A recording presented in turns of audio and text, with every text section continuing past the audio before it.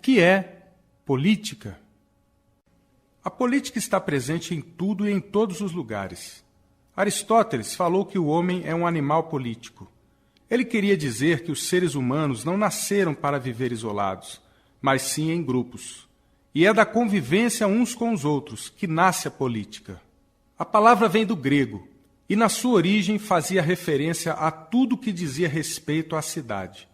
A criação das cidades e o fato das pessoas começarem a viver mais próximas umas das outras foi uma grande revolução para a humanidade. E a questão de como se comportar em um espaço público se tornou cada vez mais importante. Foi ainda com os gregos, no próprio pensamento de Aristóteles, que o termo política começou a adquirir o sentido de arte do governo, ou seja, como as questões da cidade, do espaço público, deveriam ser tratadas. Nos nossos dias, quando ouvimos a palavra política, pensamos quase que imediatamente no Estado ou em assuntos relacionados ao Estado. Podemos dizer, de uma forma geral, que a política abrange 3 grandes temas: a forma de resolução de conflitos, o procedimento para a tomada de decisões coletivas e o poder. Uma forma de resolver conflitos é o uso da força. Vence o mais forte e a questão fica resolvida.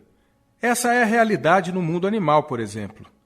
Infelizmente, ainda é, em alguns casos, uma realidade entre os homens. Contudo, é possível buscar caminhos pacíficos para resolver as controvérsias. Isso é política. Alguém pode perguntar, mas por que os mais fortes concordaram com isso no passado, já que estavam abrindo mão de seu poder? Porque os mais fortes tinham que estar sempre prontos a comprovar sua força, e isso era desgastante. Com o tempo, sempre aparecia alguém mais forte. Esse foi um dos motivos para que os homens buscassem respostas diferentes para seus problemas de convivência. Os conflitos então passaram a ser superados com decisões tomadas pelo grupo de alguma forma. Decisões por unanimidade, por exemplo, em que todos os membros de um grupo tinham que estar de acordo, foram comuns em muitos povos. Também houve a prática de consultar forças sobrenaturais, como os oráculos e os deuses. Mas a unanimidade é algo difícil de alcançar, mesmo em grupos pequenos. E nem sempre os oráculos e os deuses respondiam às questões de forma clara e direta. A necessidade de tomar decisões se impunha e foram surgindo outros métodos, como a tomada de decisões com base na maioria. As formas pelas quais os grupos se organizam para tomar as decisões que vão afetar a todos é um dos objetos de atenção da política. Com o passar dos séculos, os grupos foram ficando maiores, tornaram-se povos, impérios, nações.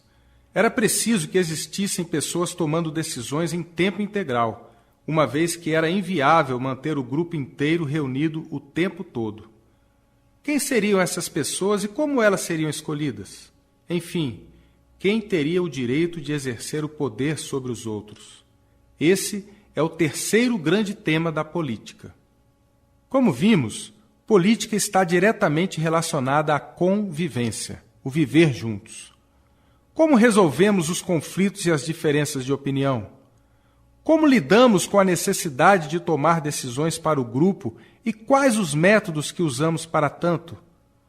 Como são escolhidas as pessoas que vão tomar as decisões e quem são elas? As respostas a essas perguntas variam de sociedade para sociedade e também mudam com o passar do tempo. O conjunto dessas respostas, ou seja, o modo como uma sociedade se organiza politicamente, é que vai definir a história, o presente e o futuro dos povos. Até a próxima!